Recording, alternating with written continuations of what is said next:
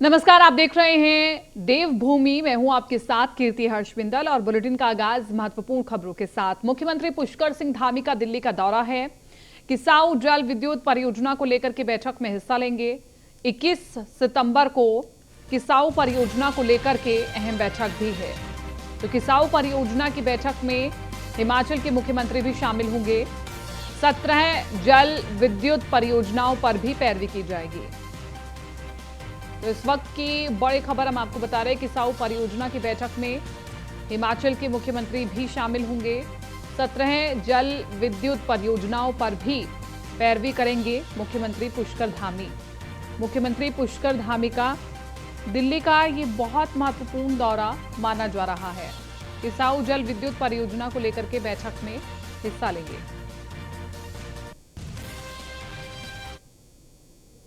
उत्तराखंड सरकार ने 7000 पदों पर समूह ग की परीक्षाओं को पारदर्शी तरीके से कराने का प्लान तैयार कर लिया है। विशेष प्रमुख सचिव सूचना अभिनव कुमार का कहना है कि राज्य सरकार पूरी पारदर्शिता के साथ युवाओं को रोजगार उपलब्ध कराने के लिए संकल्पित है। आयोग ने चरणवार परीक्षा कराने के लिए भी कहा है। परीक्षा आयोजन के लिए सभी इंतजामों की जिम्मेदारी जिलाधिकारियों को दी जाएगी और आयोग के सहयोग के लिए हर जिले से एडीएम स्तर से ऊपर के अधिकारी को नोडल अधिकारी नामित किया जाएगा।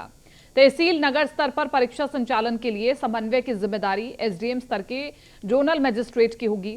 परीक्षा केंद्र से 200 मीटर की परिधि में धारा 144 लागू की जाएगी। जनपदीय कोषागार से गोपनीय सामग्री विभिन्न परीक्षा केंद्रों तक पहुंचाने एवं परीक्षा के बाद गोपनीय सामग्री से संबंधित सील्ड पैकेट्स आदि पोस्ट ऑफिस या लक्ष्य तक सुरक्षित पहुंचाने के लिए सेक्टर मजिस्ट्रेट नामित किए जाएंगे। ये जो स्टाफ सिलेक्शन कमीशन में भर्तियों को लेके जो शिकायतें आई थी, उसके बाद जो सरकार ने कार्रवाई की, एक तो सबसे पहले इसमें केसेस रजिस्टर किए गए थे और जो लोग इसमें इस पूरे मतलब गड़बड़ी में शामिल थे उनके खिलाफ पुलिस कार्रवाई कर रही है। एसटीएफ हमारी कार्रवाई कर रही है। लगभग आपको सबको पता ही है, लगभग 40 लोगों की गिरफ्तारी हो चुकी है और उससे जुड़े हुए जो भी पहलू हैं सभी की गहनता से जांच की जा रही है और आगे उसमें जो कानूनी कार्रवाई है उसको किया जा रहा है। सरकार ने यही निर्णय लिया कि ये भर्तियां जो हैं अब हमारा जो पब्लिक सर्विस कमीशन है हरिद्वार में उसको ट्रांसफ़र कर दी जाए और कैबिनेट के द्वारा ये निर्णय लिया गया और इसके तहत लगभग 7000 के करीब भर्तियों को आयोग को ट्रांसफ़र कर दिया गया है। और इसमें आयोग ने भी बहुत मतलब मैं कहूँगा तेज़ी से कार्रवाई की है और अभी कुछ दिन पहले ही आयोग ने एक कार्ययोजना बनाकर सरकार को एक डिटेल मतलब अपना प्रपोज़ल दिया है कि किस तरह से वो इन 7000 जो भर्तियाँ प्रभावित हुई थी उनको तेज़ी से फिर से उनको पूरा करेंगे। और जो उन्होंने अपना प्लान दिया है उसके तहत मैं समझता हूँ पहले चरण में लगभग 4000 भर्तियाँ अक्टूबर माह तक उनकी प्रक्रिया प्रारंभ हो जाएगी और उसके कुछ दिन बाद बाकी भी जो 3000 भर्तियाँ उनको करनी है उसकी भी प्रक्रिया प्रारंभ हो जाएगी। और हमें पूरा विश्वास है कि हमारा जो पब्लिक सर्विस कमीशन है और उसके देखरेख में ये जो भर्तियाँ रुक गई थी जांच की वजह से उनको पूरा करने का काम जल्दी से हो जाएगा ताकि जो हमारे युवा अभ्यर्थी हैं जिन्होंने पहले इन भर्तियों में आवेदन किया था उनको फिर से इन नौकरियों के लिए कम्पीट करने का अवसर मिले और प्रदेश को शीघ्र अतिशीघ्र ये जो रिक्त पद हैं इनको भरकर एक तरफ जहां युवाओं को रोज़गार मिले और जो सरकारी सेवाओं को भी और बेहतर ढंग से पब्लिक को पहुंचाने में हमें मदद मिले। मतलब डिटेल में तो मैं वो प्रपोज़ल नहीं वो करना चाहूँ, लेकिन उन्होंने एक चरणबद्ध तरीके से इसमें सरकार से कुछ विषयों पर सपोर्ट मांगा है और नेचुरली आयोग हमारा ही अपना एक कॉन्स्टिट्यूशनल बॉडी है और इन भर्तियों को सुचारू रूप से जब पूरा करने में आयोग हमसे जो भी मदद मांगेगा उसको उपलब्ध कराई जाएगी। शहरी विकास विभाग में चला सीएम पुष्कर सिंह धामी का चाबुक। शहरी विकास मंत्री प्रेमचंद अग्रवाल को सीएम धामी ने दिया बड़ा झटका। शहरी विकास विभाग में 74 कर्मचारियों के बम्पर तबादलों पर रोक लगा दी गई है। सीएम पुष्कर सिंह धामी ने तबादलों पर रोक लगाते हुए नाराजगी भी जाहिर की है।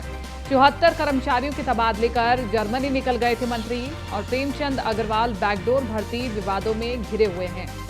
मंत्री प्रेमचंद अग्रवाल का एक और कारनामा, उत्तराखंड विधानसभा में बैकडोर भर्ती को लेकर विवादों में घिरे शहरी विकास मंत्री प्रेमचंद अग्रवाल। इन्होंने एक और नए विवाद को जन्म दे दिया है। मंत्री प्रेमचंद अग्रवाल ने अपने शहरी विकास विभाग में 74 कर्मचारियों के बम्पर तबादले कर जर्मनी को निकल गए थे, लेकिन इन बम्पर तबादलों पर विवाद खड़े होने से पहले ही मुख्यमंत्री पुष्कर सिंह धामी ने इस पर तत्काल रोक लगा दी है। आपको बता दें कि 17 सितंबर देर रात शहरी विकास मंत्री प्रेमचंद अग्रवाल के शहरी विकास विभाग में 74 लोगों के ट्रांसफर की लिस्ट तैयार की गई थी। ट्रांसफर की इस लिस्ट पर मंजूरी देने के बाद सुबह होते ही शहरी विकास मंत्री प्रेमचंद अग्रवाल जर्मनी के लिए रवाना हो गए। लेकिन मंत्री अग्रवाल के जर्मनी के लिए उड़ान भरने से कुछ देर बाद ही मुख्यमंत्री पुष्कर सिंह धामी ने यह फैसला पलट दिया और तत्काल प्रभाव से इन तबादलों को निरस्त कर दिया। आपको बता दें कि मौजूदा समय में उत्तराखंड में विधानसभा भर्ती घोटाला सुर्खियों में है और इस घोटाले के सामने आने के बाद कहीं ना कहीं सरकार बैकफुट पर है। वहीं इस घोटाले के लिए केंद्र बिंदु के रूप में प्रेमचंद अग्रवाल विपक्ष के निशाने पर भी हैं।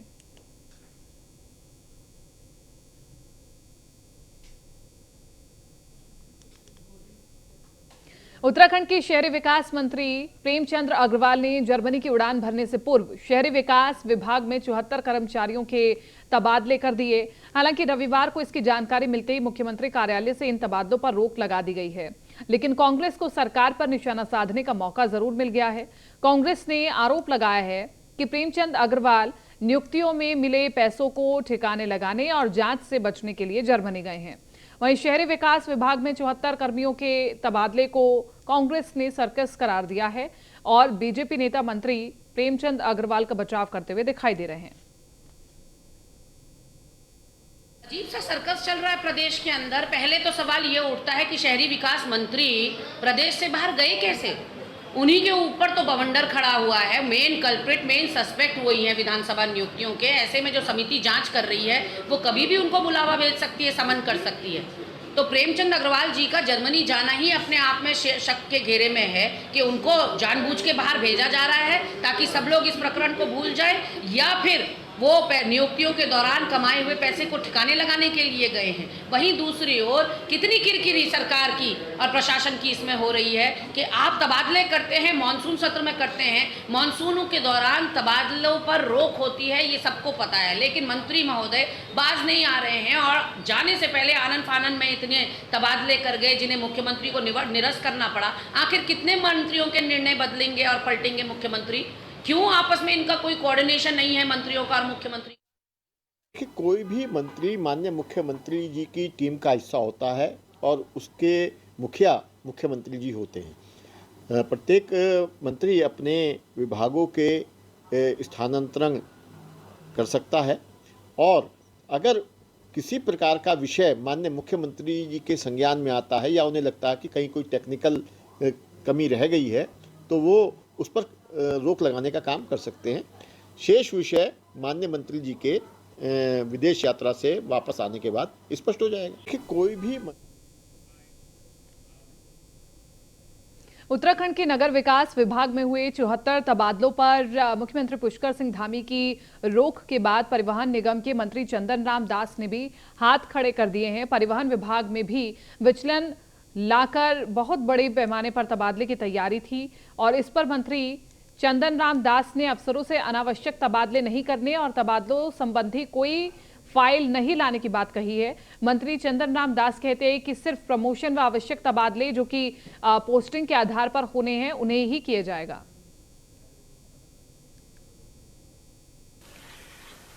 आज ही मैं मीडिया के माध्यम से देख रहा था कि नगर विकास में जो स्थानांतरण हुए हैं वो माननीय मुख्यमंत्री जी ने उनको निरस्त किया है। उसमें कोई ना कोई मामला जरूर हो रहा होगा। माननीय मुख्यमंत्री जी का अपना अधिकार है कि वो उसको निरस्त कर सकते हैं। मेरे विभाग का जहाँ तक मामला है, मैंने ये प्रयास किया है कि कम से कम तबादले हों, क्योंकि मिड सीजन हो गया, अधिकारियों के बच्चों ने अपने स्कूलों में एडमिशन ले लिए। हाँ, कुछ आवश्यकी जैसे किसी की पदोन्नति होनी है, किसी की प्लेसिंग होनी है इस बीच हमने बहुत सी चौकियां समाप्त की हैं। तो चौकियों से हमारे जो आरआई हैं, जो अन्य हैं, उनका समायोजन होना है। मगर मेरा प्रयास होगा कि मैं आवश्यक स्थानांतरण ही अपने विभाग में करूंगा। अनावश्यक स्थानांतरण को मैं बिल्कुल भी बर्दाश्त नहीं करूंगा। ये मैंने अपने विभागीय अधिकारियों को निर्देश जारी कर दिए। विधानसभा में बैकडोर से हुई भर्ती के मामले में स्पीकर ने बड़े संकेत दिए हैं। विधानसभा अध्यक्ष का कहना है कि शुरुआती रिपोर्ट अपने तय समय से पहले मिल सकती है। आपको बताते चले कि 3 सितंबर को कमेटी का गठन करते हुए 1 माह में रिपोर्ट सबमिट करने के निर्देश विधानसभा अध्यक्ष के द्वारा दिए गए थे। वहीं विधानसभा अध्यक्ष रितु खंडूड़ी ने कांग्रेस प्रदेश अध्यक्ष को घेरते हुए कहा है कि जो आरोप करण महारा लगा रहे हैं, यदि वो सही साबित नहीं हुए तो क्या प्रदेश अध्यक्ष मीडिया के सामने आकर माफी मांगेंगे। आपको बताते चले कि करण महारा ने आरोप लगाया था कि विधानसभा में बैकडोर से हुई भर्ती मामले में जांच कमेटी में शामिल 2 अधिकारी सरकार की सेवाओं में शामिल हैं।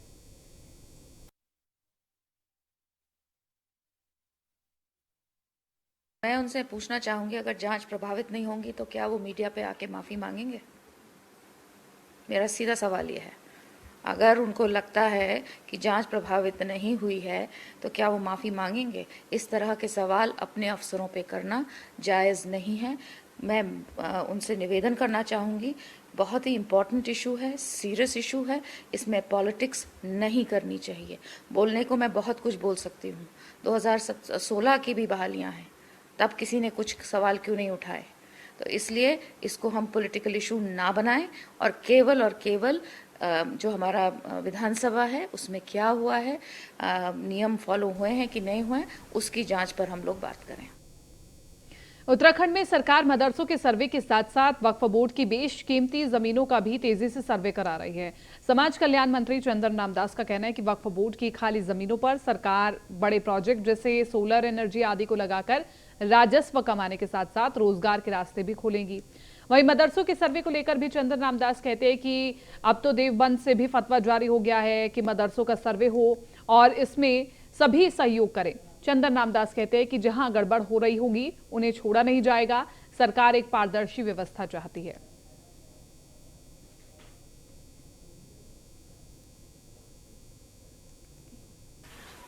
और हमने निर्देशित किया है कि सबसे पहले वक्फ बोर्ड की भूमि का चिन्हीकरण हो। कौन सी जमीन कहाँ है, किसके कब्जे में है, वहाँ क्या वास्तव में कोई अतिक्रमण हुआ है। तो प्रथम चरण में वक्फ बोर्ड और हमारी जो एजेंसीज हैं वो हमारी वक्फ बोर्ड की ज़मीन का हम चिन्हीकरण करेंगे, उसकी बाउंड्री कराएंगे और आवश्यकता पड़ी जहाँ अतिक्रमण होगा, जहाँ अन्य चीज़ें होंगी, उनको हम तत्काल हटाने का काम भी करेंगे और उनमें हम योजनाएं भी बनाने के काम कर रहे हैं। देवबंद से भी फतवा जारी हुआ है कि मदरसों की सर्वे में सहयोग करें, न कि नकारात्मक रूप में ले।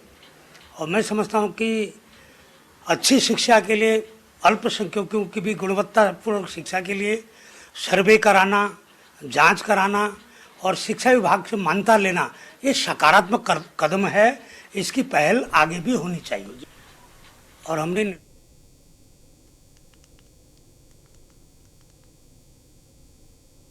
उत्तराखंड राज्य आंदोलनकारी मंच ने मुख्यमंत्री पुष्कर सिंह धामी का आभार व्यक्त किया। दरअसल राज्य सरकार की ओर से दिव्यांग राज्य आंदोलनकारियों की पेंशन को दोगुना किया गया है। आदेश के तहत रुड़की के प्रकाश कांति और देहरादून की अमित ओब्रॉय की पेंशन धनराशि को 10,000 से बढ़ाकर के 20,000 रुपए प्रति माह किया गया है, जिसके लिए राज्य आंदोलनकारी मंच ने सीएम का आभार व्यक्त किया है। उत्तराखंड राज्य आंदोलनकारी मंच माननीय मुख्यमंत्री का धन्यवाद अदा करता है।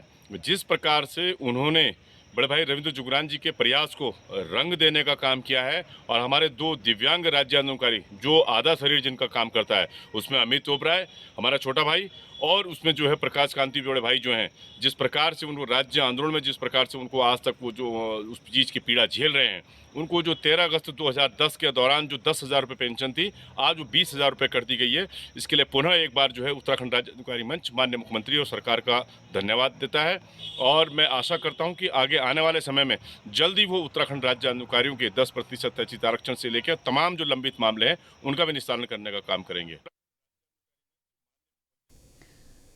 तो ये पूरी खबर हम आपको बता रहे हैं, जिसमें दिव्यांग आंदोलनकारियों ने प्रदर्शन किया था, एक मांग रखी थी कि उनकी पेंशन को दोगुना किया जाए। मुख्यमंत्री पुष्कर धामी ने इस पर संज्ञान लिया और पेंशन को दोगुना भी किया गया। 10,000 से 20,000 पेंशन अब कर दी गई है। और इसी के साथ साथ दिव्यांग मंच ने आभार जताते हुए मुख्यमंत्री पुष्कर धामी के फैसले का स्वागत भी किया है। राजधानी देहरादून में कछुए की चाल से हो रहे स्मार्ट सिटी के कार्यों को लेकर के बीजेपी के विधायक ने अपनी नाराजगी व्यक्त की है। वहीं स्मार्ट सिटी के कार्य कर रहे ठेकेदारों को मुख्यमंत्री पुष्कर सिंह धामी ने बाहर का रास्ता दिखा दिया। साफ है कि लंबे समय से चल रहे स्मार्ट सिटी के कार्यों को लेकर खुद सरकार भी संतुष्ट नहीं है। ऐसे में सरकार के मुख्यमंत्री पुष्कर सिंह धामी ने स्मार्ट सिटी में हो रहे कार्यों का संज्ञान लिया है। वहीं राजपुर के विधायक खजरान दास ने सोमवार को स्मार्ट सिटी से जुड़े अधिकारियों के साथ बैठक की। इस दौरान राजधानी देहरादून के पार्षदों ने भी बैठक में हिस्सा लिया और अपने अपने क्षेत्र की समस्याओं को विभाग के सामने रखा। इस बैठक में लोक निर्माण विभाग, सिंचाई विभाग, पेयजल और यूपीसीएल शामिल थे। वहीं विधायक ने कहा कि अब स्मार्ट सिटी के कार्यों में तेजी लाने के लिए बदलाव किए गए हैं और बहुत जल्द स्मार्ट सिटी का कार्य संपन्न किया जाएगा। मिलकर के आज जो एक अहम बैठक थी, जिसमें सभी विभागों के अधिकारियों को यहाँ इस बैठक में बुलाया गया था और स्मार्ट सिटी से संबंधित हमारे व्यापारी जो प्रतिनिधिगण हैं उनको इस बैठक में आमंत्रित किया गया था। और मैंने भी पहले जो बैठक ली थी वो एक बड़ी बैठक थी और उस पर भी कहा गया था कि आप 25 सितंबर तक कार्य को पूरा करेंगे, अन्यथा आपके खिलाफ कार्रवाई भी हो जाएगी। और मैंने भी ये चेतावनी देखी, हो सकता है कि मुझे भी धरने पर न बैठना पड़े। मिलेगा। चलिए आगे बढ़ रहे हैं। यूके SSS भर्ती घोटाले की सीबीआई जांच की मांग को लेकर NSUI कार्यकर्ता राजपुर रोड स्थित कांग्रेस मुख्यालय में एकत्रित हुए। उसके बाद एक जुलूस की शक्ल में पैदल मार्च निकालते हुए सचिवालय की ओर बढ़े, लेकिन सुभाष रोड पर पहले से ही मौजूद भारी पुलिस बल ने प्रदर्शनकारियों को सचिवालय से पहले बैरिकेडिंग लगाकर रोक दिया। रोके जाने से नाराज प्रदर्शनकारी सड़क पर ही धरने पर बैठ गए और सरकार के खिलाफ जमकर नारेबाजी करने लगे। इस दौरान NSUI के प्रदेश अध्यक्ष मोहन भंडारी ने कहा कि छात्र संगठन विगत लंबे समय से यूके SSS पेपर लीक, विधानसभा में हुई बैकडोर नियुक्तियों के खिलाफ लगातार आंदोलनरत हैं। सरकार से मांग कर रहे हैं कि यूके SSS भर्ती घोटाले की सीबीआई जांच की जाए। उन्होंने ये भी कहा कि इसके अलावा विधानसभा में जितनी भी बैकडोर से नियुक्तियां हुई हैं उन नियुक्तियों को रद्द करने की मांग भी की जा रही है। मोहन भंडारी का कहना है कि हाईकोर्ट द्वारा महिलाओं की 30% आरक्षण पर रोक लगाई गई है। ऐसे में सरकार जल्द से जल्द अध्यादेश लेकर के आए जिससे महिलाओं को 30% आरक्षण का लाभ मिल सके। बड़े लंबे समय से यूके SSS में जो भर्ती घोटाला है उसके खिलाफ और जो विधानसभा में अवैध नियुक्तियां की गई है उसके खिलाफ हम लोग लगातार आंदोलन कर रहे हैं और हम लोग सरकार से मांग कर रहे हैं कि यूके SSS की सीबीआई जांच की मांग हम लोग कर रहे हैं। साथ साथ जो विधानसभा में जितनी भी भर्तियां नियुक्ति हुई हैं उनको हम रद्द करने की भी मांग कर रहे हैं। इसके अलावा हम लोग जो 30% महिला आरक्षण जो हाईकोर्ट द्वारा जिस पर रोक लगाई गई है उसको हम सरकार से मांग कर रहे हैं, उसके लिए जल्द से जल्द अध्यादेश लाया जाए। और ठोस भू कानून की मांग उत्तराखंड में हो रही है, उसके लिए भी हम लोग आज ये घेराव कर रहे हैं। देखिए, सरकार को तो ये ज़रूरत कभी भी महसूस नहीं होगी कि सीबीआई जांच कराई जाए, क्योंकि जितने भी लोग इसमें पकड़े गए हैं वो एक आम कर्मचारी और एक छोटे मोटे नेता हैं। लेकिन उन लोगों की यूके SSS में इतनी बड़ी सेटिंग कैसे हो गई, ये एक बहुत बड़ा सवाल अपने आप में है। कहीं ना कहीं इसमें किसी बड़े अधिकारी और नेताओं का हाथ होने का अंदेशा है और इसलिए ही सरकार इसकी जांच नहीं करा रही है। हम लोग चाहते हैं कि एक उच्च न्यायालय के एक रिटायर्ड न्यायाधीश की निगरानी में ये जांच की जाए और दूध का दूध पानी का पानी हो जाए। राजकीय सेवाओं में प्रमोशन में आरक्षण के लिए कैडर वाइज रोस्टर बनाए जाने को लेकर के नैनीताल हाईकोर्ट ने उत्तराखंड सचिवालय अनुसूचित जाति एवं जनजाति कार्मिक की तरफ से दायर याचिका पर सुनवाई की और मामले में हाईकोर्ट ने सरकार से 6 सप्ताह के भीतर जवाब पेश करने के आदेश दिए हैं। मामले की सुनवाई के बाद मुख्य न्यायाधीश विपिन सांघी व न्यायमूर्ति RC खुलबे की खंडपीठ ने सरकार से ये बताने को भी कहा है कि साल 2016 में सरकार को दी गई जस्टिस इरशाद हुसैन की रिपोर्ट पर क्या निर्णय लिया गया। मामले की अगली सुनवाई के लिए 23 फरवरी की तिथि नियत की गई है। ये याचिका जो आज उत्तराखंड सचिवालय के अनुसूचित जाति और अनुसूचित जनजाति संगठन के द्वारा फाइल की गई है, इसमें सिर्फ यही मांग की गई है कि जो 28 जनवरी 2022 का जर्नैल सिंह बनाम लक्ष्मी नारायण का जो निर्णय आया है सुप्रीम कोर्ट का, उसके अनुसार सरकार को कैडर वाइज रोस्टर प्रिपेयर करना है। सरकार के द्वारा 2012 में इंदु कुमार पांडे की कमेटी का गठन किया गया था, जिसने अपनी रिपोर्ट दी थी। उन्होंने अपनी रिपोर्ट में इनएडुकेट रिप्रेजेंटेशन की बात की थी शेड्यूल कास्ट और शेड्यूल ट्राइब के लिए। उसके बाद सरकार के द्वारा जस्टिस इरशाद हुसैन कमीशन बनाया गया, जिसने 2016 में अपनी रिपोर्ट दी, लेकिन सरकार के द्वारा उस पर कोई एक्शन नहीं लिया गया। आज न्यायालय ने सरकार से 6 सप्ताह के भीतर जवाब मांगा है और साथ में ये भी पूछा है सरकार से कि जस्टिस इरशाद हुसैन कमीशन की रिपोर्ट पर सरकार के द्वारा क्या एक्शन लिया। और अब देखते हैं उत्तराखंड की खबरें फटाफट अंदाज में।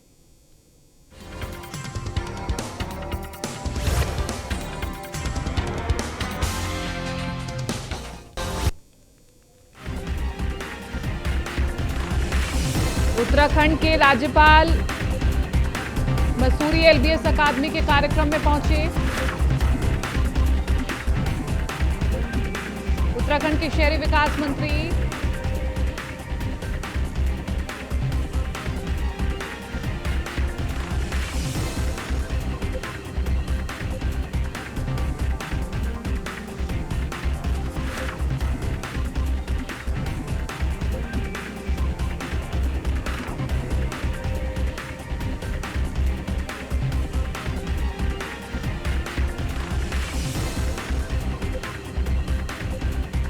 हल्द्वानी से नेता प्रतिपक्ष ने सरकार पर साधा निशाना, बैकडोर भर्ती को लेकर के साधा निशाना।